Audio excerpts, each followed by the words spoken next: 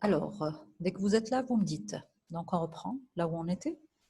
Essayez de me répondre non seulement si vous êtes là, et quel est votre réflexe. Donc, face à une mycose étendue. Alors, donc j'ai une première réponse. Oui, vous êtes là. Alors, soyez les bienvenus. Alors, j'ai oublié de vous dire, alors j'espère que tout le monde va bien avec l'épidémie actuelle, bien qu'on se soit habitué un petit peu à ce contexte-là. Continuez à vous protéger et puis à vous protéger les vôtres, hein, les siens, en espérant que Dieu vous garde tous. Alors, on reprend? Vous êtes tous là? Immunodépression, très bien.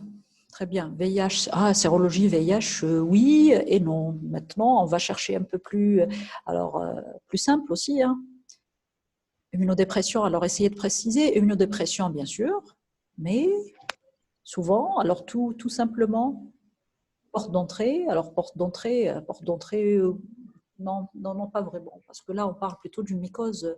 Il n'y a pas que le VIH hein, pour les immunodépressions, pour la porte d'entrée, non. Passe pour cette localisation. Le diabète, oui, très bien. Le diabète, il faut demander si le sujet n'est pas diabétique. Les corticoïdes, parfait. Le diabète, ça va être principalement donc, les deux choses vers lesquelles on va penser.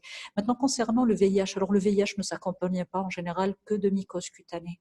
Alors, l'immunodépression, non seulement il va y avoir des mycoses cutanées, mais souvent des muqueuses digestives également associées. Donc, tout dépend. Là, vous allez apprécier un petit peu l'état de votre patient. Alors, on va essayer de terminer dans les temps. Donc là, nous avons 40 minutes pour tout terminer. Donc, on enchaîne.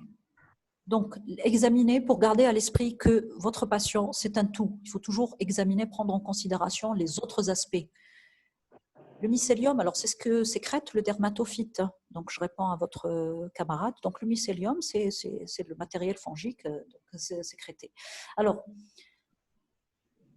on commence par l'herpès circiné. L'herpès circiné, je vous en prie. Alors, l'herpès circiné, donc c'est la localisation, l'épidermomycose, la dermatophytie, donc, secondaire au dermatophyte. Alors, comme je vous disais tout à l'heure, réaction va être d'autant plus inflammatoire pour les espèces zoophiles, donc telluriques. Alors, les plus fréquents, ça va être le Trichophyton rubrum, dont je vous ai parlé tout à l'heure, et puis vous avez le Microsporum canis. Alors, il s'agit d'une réaction, bien sûr, immunitaire d'hypersensibilité. Et puis, je vous ai mis, faites attention aux dermocorticoïdes. Alors, vous venez de me répondre, bien sûr. Pourquoi? Parce que les dermocorticoïdes, non seulement, alors, ils entraînent, bien sûr, une flambée. Hein. Maintenant, si on a plusieurs herpès circinés, donc sur tout le corps, on va demander souvent, hein, souvent, il va y avoir une application de dermocorticoïdes. Alors, malheureusement, on observe que les dermocorticoïdes sont délivrés sans ordonnance.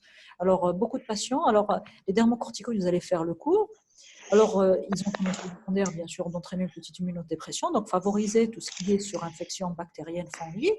Également l'acné, on a vu des catastrophes. Alors, chez des patients qui avaient de l'acné, on leur donne des dermocorticoïdes. Alors, qu'est-ce qu'on va avoir?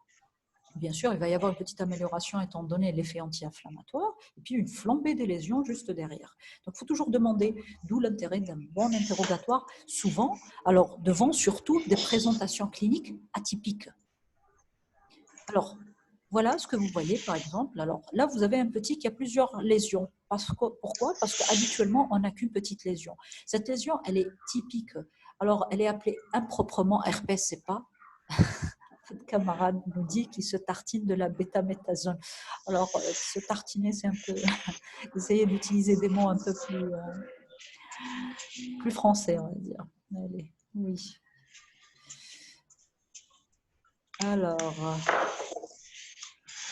Alors, je vous prie d'être bien courtois sur vos messages, s'il vous plaît.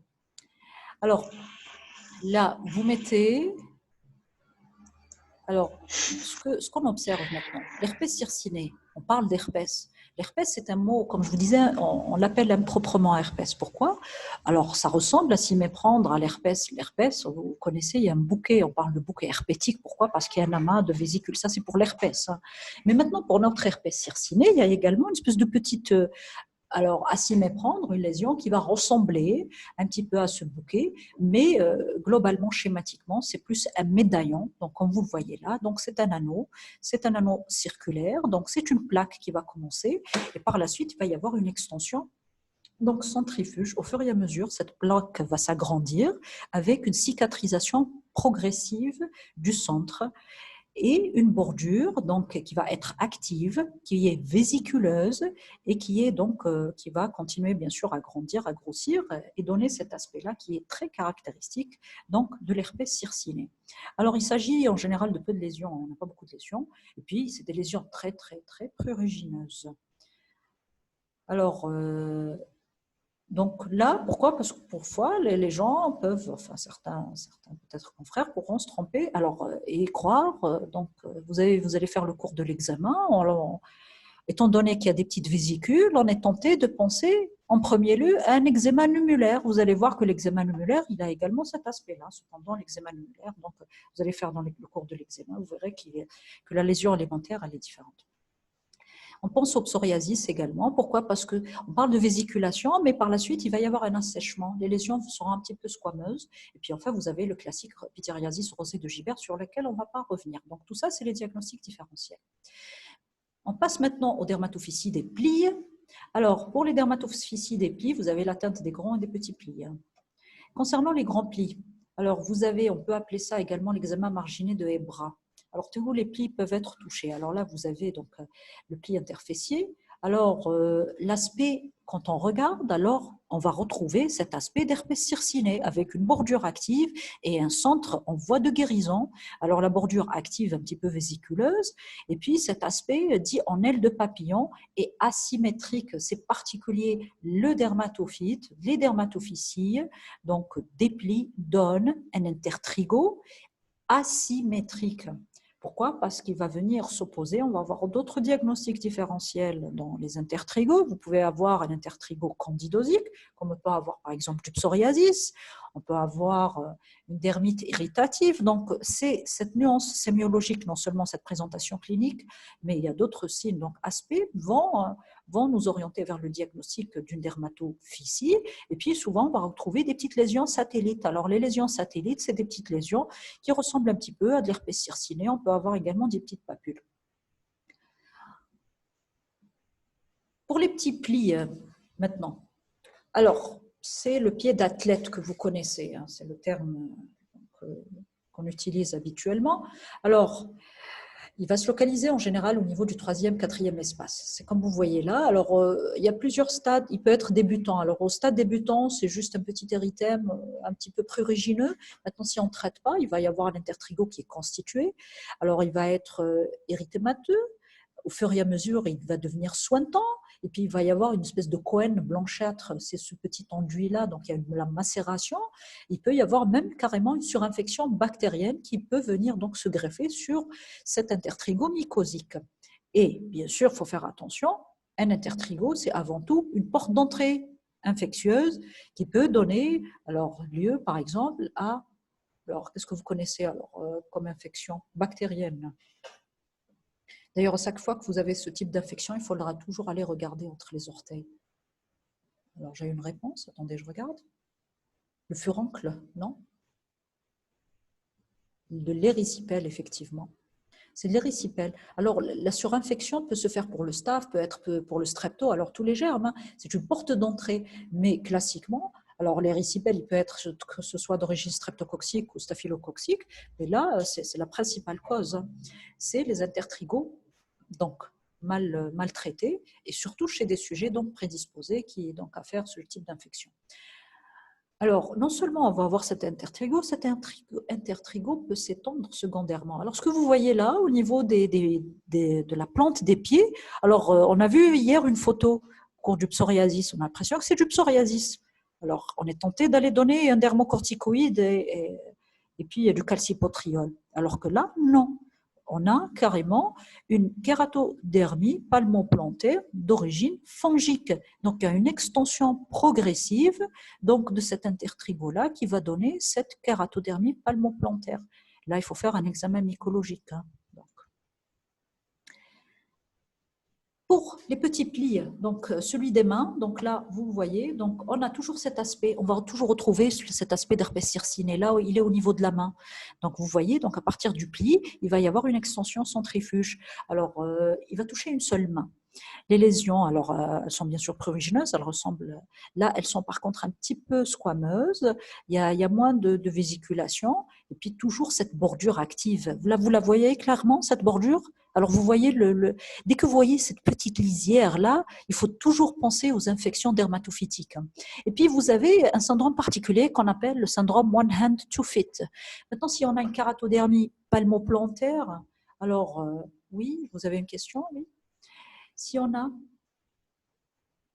alors, facteurs de prédisposition à l'intertrigo. Alors, quels sont les facteurs? Alors, vous pouvez répondre, s'il vous plaît, à votre camarade qui vient de poser. Alors, je termine avec juste le syndrome one hand, two feet. Et puis, vous essayez, s'il vous plaît, de répondre à votre camarade qui demande quels sont les sujets prédisposés à l'intertrigo et comment les traiter. Macération, vos camarades répondent, très bien, macération, immunodéprimé, diabète, parfait. Le port prolongé de chaussures, serré, donc des clapots ne respirent pas. Alors, pourquoi on l'appelle le pied d'athlète? D'après vous, alors pourquoi? Parce qu'il survient en général chez des sujets jeunes, donc ils vont porter des chaussures fermées. Alors, ça survient également, il faut faire attention à la marche.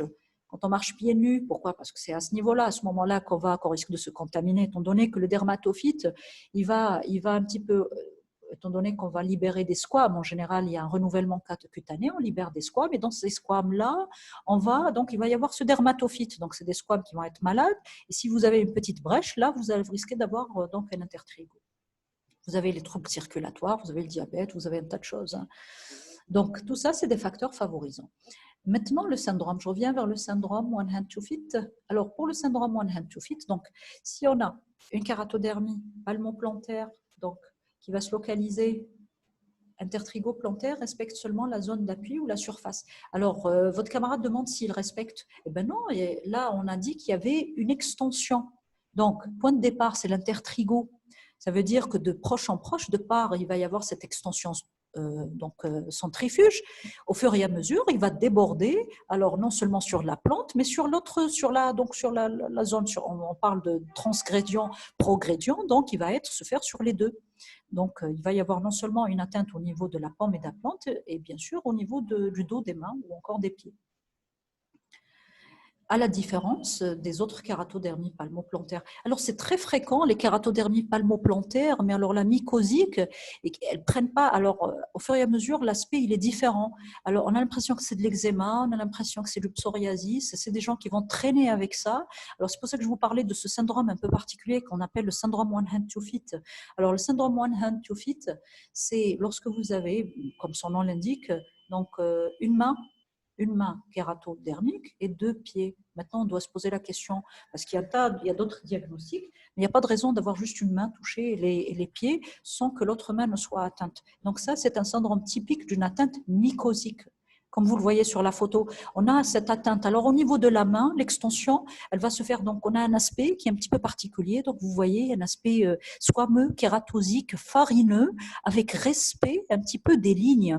Donc, cet aspect-là, il est assez caractéristique des atteintes dermatophytiques. Mais en plus, si vous avez une seule main, donc là, votre premier réflexe devra se faire vers, donc vous allez faire un examen mycologique, parce que si on pouvait évoquer d'autres diagnostics, on parle par exemple de l'eczéma de contact, il n'y a pas de raison de faire un eczéma de contact sur une seule main. Alors c'est vrai, les eczémas peuvent se faire maintenant, en général, on utilise nos deux mains, donc là, il faudra toujours se poser la question. Alors, les diagnostics différentiels, je vais essayer de faire un petit peu vite parce que là, il nous reste presque la moitié. Une seule main, la plus utilisée, contaminée. Bah, ça pourrait expliquer. Éventuellement, votre camarade essaye d'expliquer un petit peu la... Alors, je suis désolée, mais même quand vous essayez d'intervenir, parce que là, sur les non-micros, on ne parvient pas à vous faire intervenir, c'est pour un petit peu essayer de gérer la... Donc, si vous avez des messages, vous voulez poster, comme ça, j'essaie de vous répondre. Alors, donc les diagnostics différentiels, essayez de faire une petite recherche. Donc, vous avez les infections à erythrasma, c'est des BGN également. Vous avez les localisations palmoplantaires, tout ce qui est keratodermie palmoplantaire. Et puis, vous avez bien sûr psoriasis, eczéma, dyshydrose. Donc, ça, c'est les principaux diagnostics différentiels. Alors, je fais vite. Pourquoi? Parce qu'il faudra qu'on termine dans une demi-heure. Alors, maintenant, concernant les onychomycoses. Alors, les onychomycoses sont... Tout à l'heure, votre camarade posait la question. Alors, les onychomycoses peuvent se faire soit à candida ou à dermatophyte. Pour le dermatophyte, c'est très fréquent, c'est les plus fréquentes, et elles vont se localiser surtout au niveau des pieds. Alors, l'atteinte des ongles des pieds, elle est plus en faveur du dermatophyte, alors que pour les ongles des mains, ça va être plutôt en faveur du candida. Maintenant, concernant l'atteinte, alors l'atteinte, elle va se présenter sous différentes formes. Alors, en général, il s'agit d'une atteinte d'abord latérodistale. Donc, le champignon va se latérodistal, c'est-à-dire au niveau du bord libre, hein. C'est à ce niveau-là qu'en général, le champignon va pénétrer, donc à l'occasion d'une petite brèche, d'une petite effraction. Alors, il va y avoir des modifications progressivement de l'angle. D'abord, il va y avoir une petite tache, donc une hyperkératose qui va s'installer, un blanchiment un petit peu de l'angle. Au fur et à mesure, donc l'angle va s'épaissir et à un stade ultime, il va y avoir carrément une onycholyse avec destruction de l'angle, onycholyse, hyperkératose. Et pour le dermatophyte, on ne retrouvera presque qu'exceptionnellement, et jamais. Alors, cette atteinte du pourtour, donc on appelle ça un périonyxis, elle est plus l'apanage du candida. Maintenant, pour certains dermatophytes, c'est vrai, par exemple, zoophile tellurique, la réaction est tellement importante qu'on peut avoir une réaction inflammatoire associée. Mais gardez en tête, d'une façon générale, donc l'onychomycose due au dermatophyte ne touche que l'angle. Donc, il n'y a pas de périonyxis associé. Alors, maintenant, concernant la coloration brune, on peut avoir également une coloration brune. Alors, il y a des modifications tinctoriales donc, qui vont accompagner l'angle. L'angle, on va retrouver un angle qui est de mauvaise qualité, donc jauni, épaissi. On a vu carrément, oui, des petites taches brunes comme ça, mais en général, ce n'est pas une tache brune qui nous fait évoquer d'autres diagnostics. Mais il y a un aspect associé, disons, bigarré de la lésion qui nous fait plutôt évoquer une onychomycose. Et de toute façon, au moindre doute, il faudra pratiquer. Alors, en matière d'onychomycose, il vaut mieux faire un examen mycologique avant et puis faire après traitement. Pourquoi? Parce que le traitement se fait sur le long cours, donc il faudra confirmer. Et puis, donc, il y a des mesures à prendre, étant donné que non seulement on s'est retrouvé dans certaines situations avec plusieurs champignons, donc on devra adapter en fonction du champignon en cours, responsable. La coloration, alors quel est le risque de prendre un traitement sans prélèvement? Alors, le risque, c'est de ne pas avoir de résultat. Votre camarade demande quel est le risque de prendre un traitement sans prélèvement. Alors, étant donné le nombre de champignons que certains ne sont pas sensibles, alors le candidat n'est pas sensible au traitement antidermatophytique et vice-versa. Donc, si on a du candidat et qu'au lieu de ça, on ait du dermatophyte, donc votre patient, il aura pris le traitement pendant plusieurs mois pour rien, tout simplement. Pas aller fatiguer nos patients, étant donné que vous allez voir que dans les traitements, il faudra faire un suivi, alors notamment celui par exemple de la fonction hépatique pour la terbinafine. Il y a d'autres traitements, donc ça reste des médicaments. Prendre un médicament n'est pas anodin, ça se fait avec un suivi et toujours en évaluant. Il y a des contre-indications parfois aussi, hein. Il y a un bilan à faire d'ailleurs, un bilan avant, pendant traitement et puis un suivi. Alors, maintenant, il peut y avoir une atteinte proximale. L'atteinte proximale, c'est-à-dire au niveau de la cupule, au niveau de la naissance de l'ongle. Et à ce niveau-là, il s'agit souvent d'un traumatisme direct de la tablette. Alors, gardez que l'atteinte latérodistale, c'est la plus fréquente. Alors, sur une atteinte vraiment distale, quand je dis, pourquoi? Parce que vous allez voir, il y a des traitements. Alors, on peut se contenter de traitements locaux, mais à condition que l'atteinte soit vraiment distale. Si la mycose, elle s'est développée, elle a un petit peu pris un petit peu du terrain sur l'angle, là, on doit passer au traitement par voie générale. Alors, je passe rapidement sur les traitements, hein, parce que là, vous avez tout à peu près. Donc, les traitements, vous avez bien sûr principalement les traitements. Donc, vous avez les imidazolés, triazolés. Alors, non seulement on va se traiter, mais on doit rajouter des mesures additives, étant donné bien sûr, on doit lutter contre tout ce qui est facteur favorisant dont on avait parlé tout à l'heure, étant donné la possibilité d'une contamination à travers, par exemple, des tapis, les bains morts, les mosquées. Donc, il faut faire attention. Donc, on marche pas, il faut éviter de marcher pieds nus, hein. Donc, les piscines également sont des milieux pourvoyeurs de surinfection, hein. Alors, c'est pour ça qu'on devra laver à l'eau de javel, tout simplement, désinfecter ces milieux-là. Et puis, traiter les autres membres de la famille. Pourquoi? Parce que souvent, alors, on traite notre patient, mais il n'est pas à l'abri d'une recontamination à partir d'un autre membre de la famille qui est touché. Concernant maintenant les traitements. Alors, pour la peau glabre, donc si la lésion elle est unique, on va se contenter d'un traitement local. Donc, on va donner un antifongique local, mais si les lésions sont nombreuses, on passe d'emblée à la voie générale. Donc, la voie générale, donc, on utilise principalement de la terbinafine. La terbinafine, à raison donc, de 250, c'est des comprimés d'ailleurs à 250 mg jour pendant 2 semaines. Alors, il y a une autre alternative. Alors, si on a des contre-indications à la terbinafine, notamment une insuffisance hépatique, donc vous avez la griseofulvine. La griseofulvine, à raison, donc ça, c'est des posologies pour les adultes. Hein. La griseofulvine, à raison d'1 gramme pendant 4 semaines. Alors, la griseofulvine, vous allez voir, c'est le traitement, c'est le premier traitement de première intention, surtout pour la teigne. Elle donne d'excellents résultats pour les teignes. Alors, concernant maintenant les kératodermies palmoplantaires, donc on donne notre traitement antifongique local, général, topique, et puis, étant donné qu'il y a une hyperkératose, on devra associer des traitements kératolytiques. Donc, il faudra décaper toutes ces squames-là. Et avec quoi on va décaper les squames?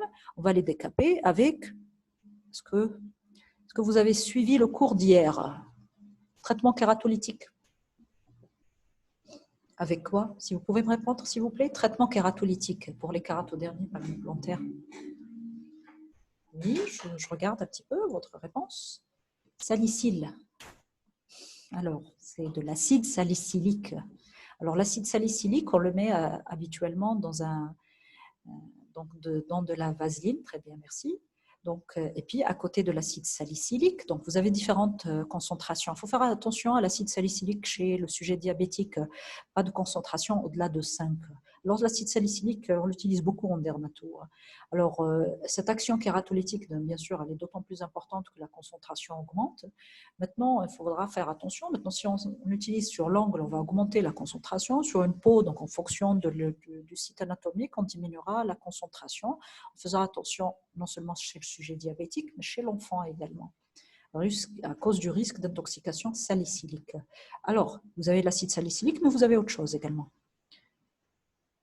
Alors, l'excipient utilisé, non, pas d'acitrétine. On traite, là, c'est des traitements locaux pour aider notre traitement antifongique. La citrétine, elle a une autre action, c'est une action... On n'a pas besoin de donner de la citrétine, on a déjà donné notre antifongique. On cherche juste à diminuer un petit peu la charge fongique, si j'ose dire.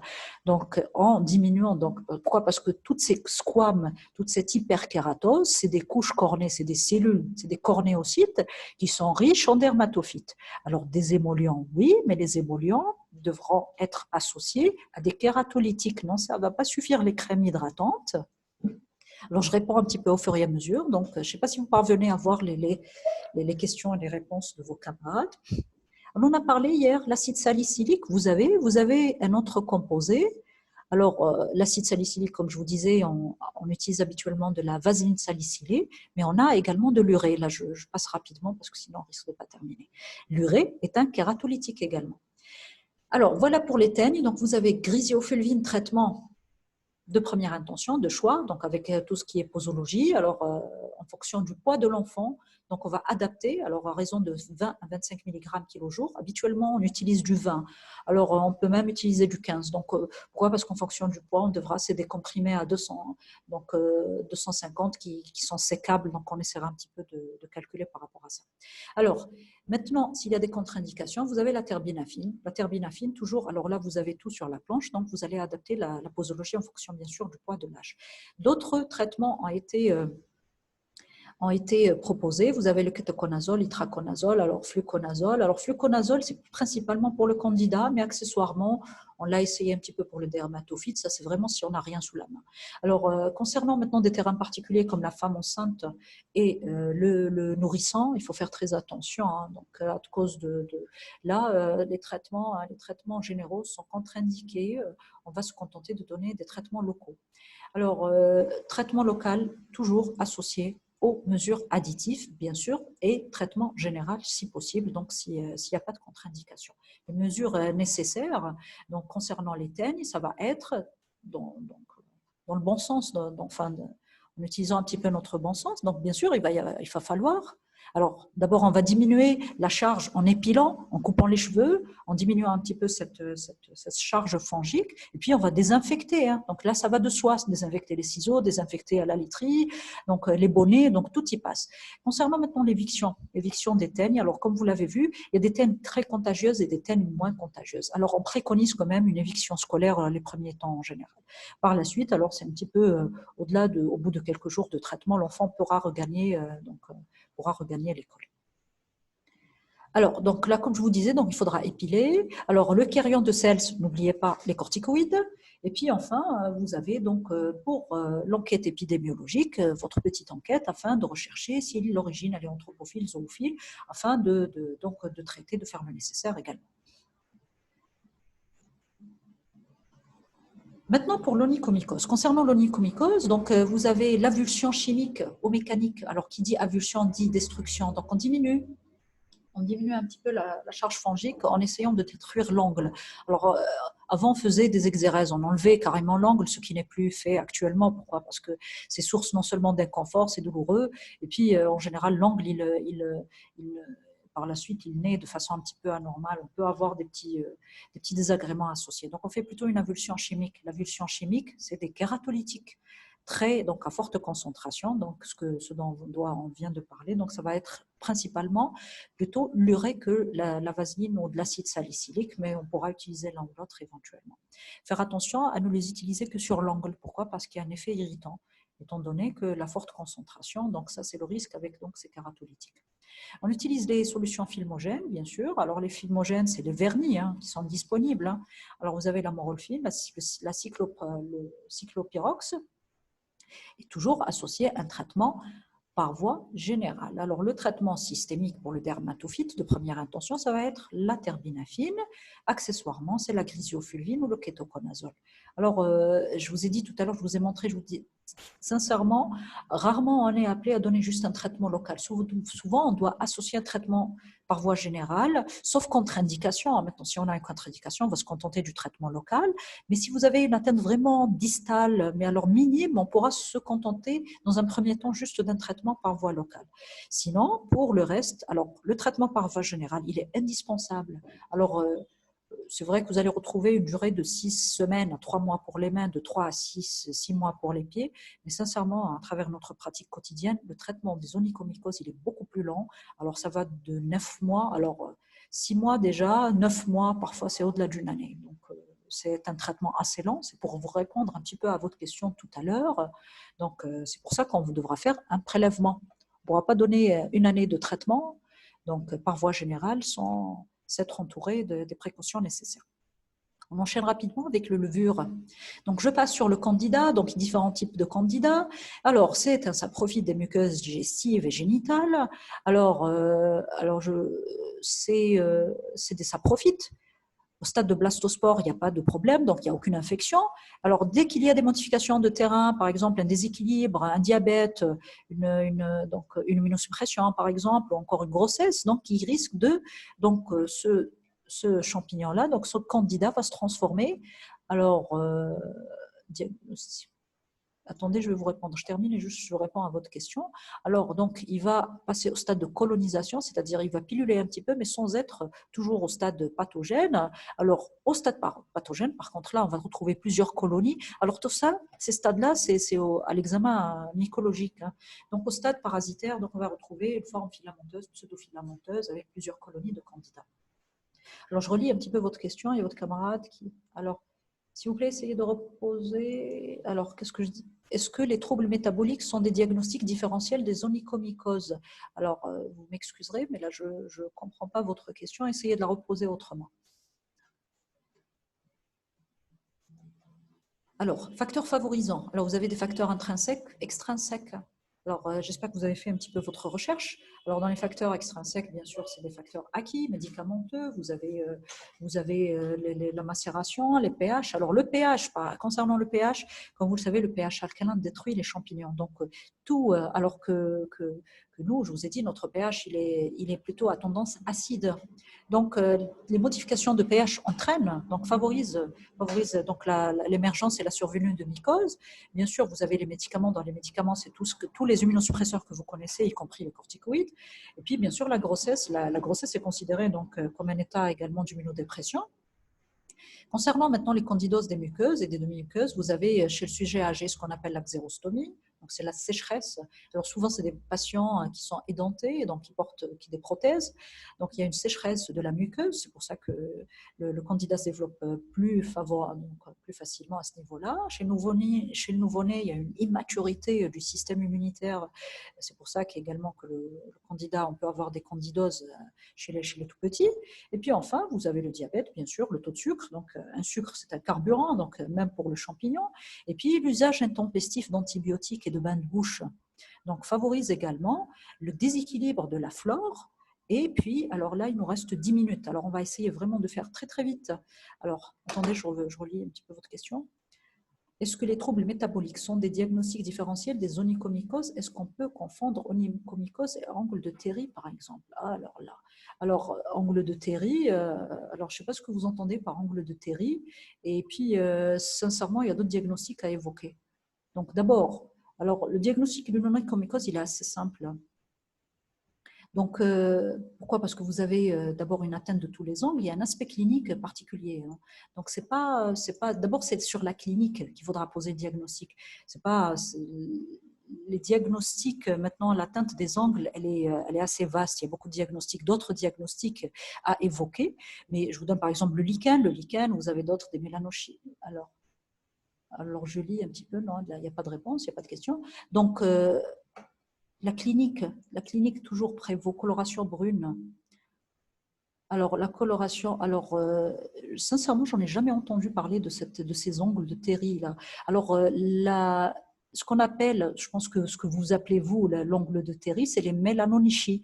Alors, les mélanonichies, c'est cette coloration brune alors sur les ongles, alors qui est souvent d'origine ethnique. Donc, mais l'aspect, il est complètement différent. Hein. Dans les onychomycoses, il y a une anomalie. L'ongle, il est épaissi. Il y a des modifications de l'ongle. Hein. Ça n'est pas accompagné que de modifications tinctoriales.